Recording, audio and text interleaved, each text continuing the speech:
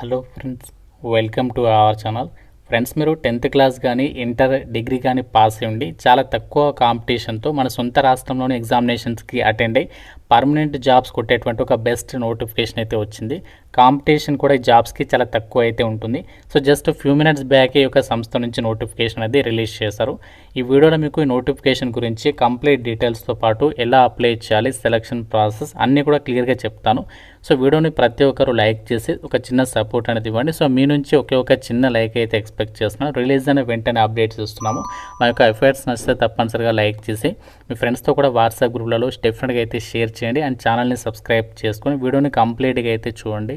లోకి వెళ్ళినట్లయితే ముందుగా మీకు ఈ జాబ్స్కి సెలెక్ట్ అయితే పోస్టింగ్ ఎక్కడ వస్తుందంటే ఈ CCRUMకి సంబంధించి ఆల్ ఓవర్ ఇండియా వైడ్గా 24 ఇన్స్టిట్యూట్లు అయితే ఉన్నాయన్నమాట. ఆల్ ఓవర్ ఇండియా వైడ్గా, కాబట్టి మన సొంత రాష్ట్రంలోనే మీరు పోస్టింగ్ పొందేటువంటి అవకాశం అనేది ఉంది. ముందుగా ఇక్కడ ఇంపార్టెంట్ డేట్స్ ఇచ్చారు చూడండి. సో జాబ్స్కి సంబంధించి ఆన్లైన్ అప్లికేషన్ అనేది 1 జూలై నుంచి అయితే స్టార్ట్ అవుతుంది. సో మీకు ఆ రోజు సపరేట్గా ఏ విధంగా అప్లై చేయాలో డీటెయిల్డ్ వీడియో చేస్తాను. అది మీ సపోర్ట్ని బట్టి చేస్తాను. ఇంట్రెస్ట్ ఉన్న వాళ్ళు డెఫినెట్గా లైక్ చేసి కామెంట్లో తెలపండి. సో లాస్ట్ డేట్ 31 జూలై వరకు మీరు ఈ యొక్క వేకెన్సీస్కి ఆన్లైన్లో అప్లై అయితే చేసుకోవచ్చు. అప్లై చేసిన తర్వాత కూడా మీకు ఆ యొక్క ఎడిట్ ఆప్షన్ కూడా ఇక్కడ ఇవ్వడం అనేది జరుగుతుందని చెప్పేసి నోటిఫికేషన్లో అయితే మెన్షన్ చేయడం జరిగింది.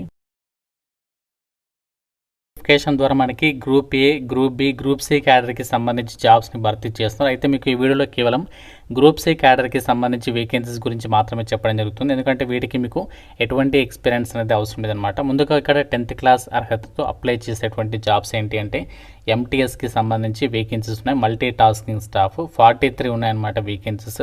సో ఇందులో ప్రతి క్యాస్ట్కి వేకెన్సీస్ ఇచ్చారు కాబట్టి మీరు ఏ క్యాస్ట్ వాళ్ళైనా ఎలిజిబులే.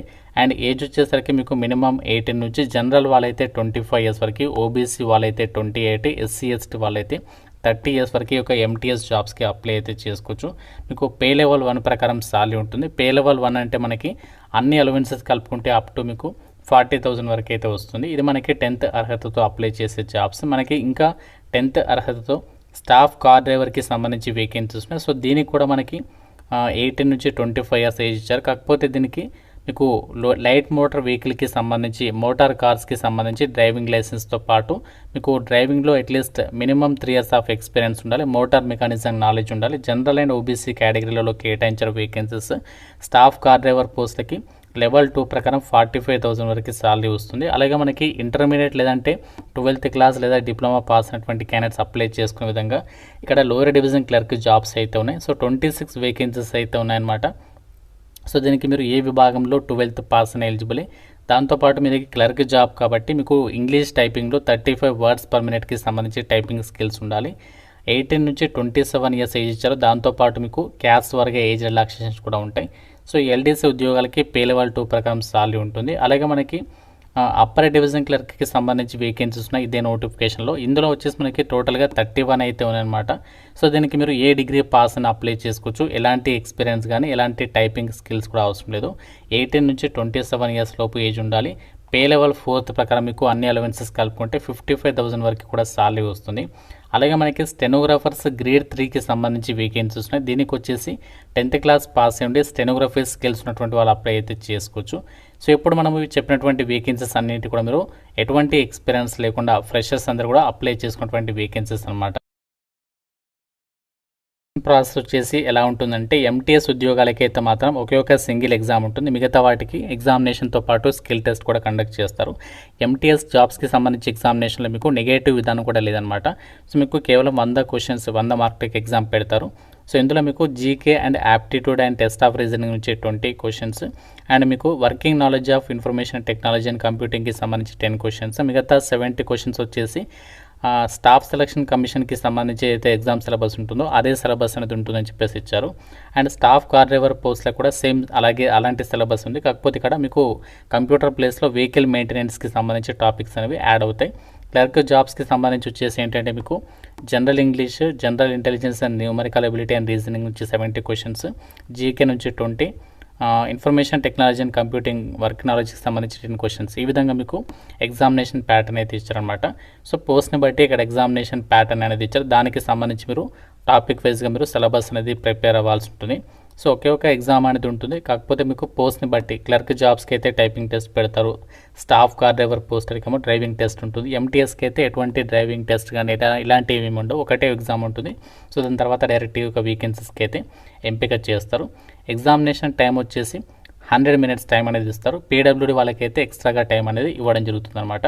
సో దీని తర్వాత డైరెక్ట్గా డాక్యుమెంట్ వెరిఫికేషన్ చేసేసి ఒక వేకెన్సీస్కి సెలెక్షన్ చేస్తారు. సంబంధించి ఎగ్జామినేషన్ సెంటర్ మన 2 తెలుగు రాష్ట్రాల వాళ్ళకి మన హైదరాబాద్లోనే ఎగ్జామ్ అనేది కండక్ట్ అనేది చేయబోతున్నారు. అంతేకాకుండా ఎగ్జామినేషన్ లాంగ్వేజ్ వచ్చేసి మనకి ఇంగ్లీష్ లాంగ్వేజ్లో క్వశ్చన్స్ అనేవి రావడం జరుగుతుంది అనమాట. కాబట్టి మన సొంత రాష్ట్రంలోని మీరు ఎగ్జామినేషన్స్కి అటెండ్ అయ్యి పర్మనెంట్ జాబ్ కొట్టేటువంటి బెస్ట్ ఆపర్చునిటీ ఇది. ఎవరు కూడా వదులుకోవద్దు, ప్రతి ఒక్కరు అప్లై చేయండి. ఈ జాబ్ నోటిఫికేషన్కి మీకు చాలా తక్కువ పోటీ ఉంటుంది అని చెప్పాను కదా. ఎందుకు అంటే ఇక్కడ అప్లికేషన్ ఫీజు చూడండి. So application fee group C పోస్టులు ఏవైతే ఉన్నాయో ఎంటీఎస్ క్లర్క్ అన్నీ కూడా, సో వాటికి మీరు ప్రతి ఒక్క కేటగిరీ అభ్యర్థులు ప్రాసెసింగ్ ఫీజు వచ్చేసి 500 అనేది ప్రతి ఒక్కరు పే చేయాలి. అండ్ దీంతోపాటు జనరల్ ఓబీసీ వాళ్ళు ఎగ్జామినేషన్ ఫీజు కూడా 800 అనేది పే చేయాలి. సో మిగతా వాళ్ళు ఎవరైతే ఉన్నారో SC ST PWD and EWS women ex service ఉన్న వాళ్ళు ఈ యొక్క ఎగ్జామినేషన్ ఫీజు నుంచి మినహాయింపు ఇచ్చారు. వీళ్ళు కేవలం ప్రాసెసింగ్ ఫీజు అనేది చెల్లిస్తే సరిపోతుంది. కాబట్టి ఫీజు కొంచెం ఎక్కువ ఉంది కాబట్టి సో చాలా తక్కువ అప్లికేషన్స్ పెడతారు. కాబట్టి మీరు కనుక ఎలిజిబిలిటీ ఉంటే, మీరు ఆల్రెడీ ప్రిపరేషన్లో ఉంటే డెఫినెట్గా అప్లై చేయండి. ఇది మనకి మినిస్ట్రీ ఆఫ్ ఆయుష్ కింద పనిచేస్తున్న కేంద్ర ప్రభుత్వ సంస్థ central council for research in Unani medicine నుంచి రిలీజ్ అయినటువంటి permanent group C and group A group B క్యాడర్కి సంబంధించి job details. So all over India వైడ్గా 24 ఇన్స్టిట్యూట్స్ అయితే ఉన్నాయి, 24 సెంటర్స్ ఉన్నాయి. కాబట్టి మన సొంత రాష్ట్రంలో పోస్టింగ్ పొందే ఛాన్సెస్ ఉన్నాయి. కాబట్టి మిస్ చేసుకోకుండా ప్రతి ఒక్కరు ట్రై చేయండి. ఇంకా మీకు నోటిఫికేషన్ గురించి అప్లికేషన్ ప్రాసెస్ వచ్చేసి మనకి 1 జూలై నుంచి స్టార్ట్ అవుతుంది. కాబట్టి ఇంట్రెస్ట్ వాళ్ళు డెఫినెట్గా లైక్ చేసి కామెంట్లో తెలపండి. మీకు డీటెయిల్ వీడియో సపరేట్గా అయితే చేస్తాను ఎలా అప్లై చేయాలనేది. సో ఇంకా మీకు నోటిఫికేషన్ గురించి ఏదైనా డౌట్ ఉంటే నాకు కామెంట్లో అడగండి. ప్రతి ఒక్కరు డెఫినెట్గా వీడియోని లైక్ చేసి మీ ఫ్రెండ్స్ కూడా డెఫినెట్గా అయితే షేర్ చేసే ప్రయత్నం అయితే చేయండి. అండ్ ఛానల్ని సబ్స్క్రైబ్ చేసుకోండి. Thank you so much guys.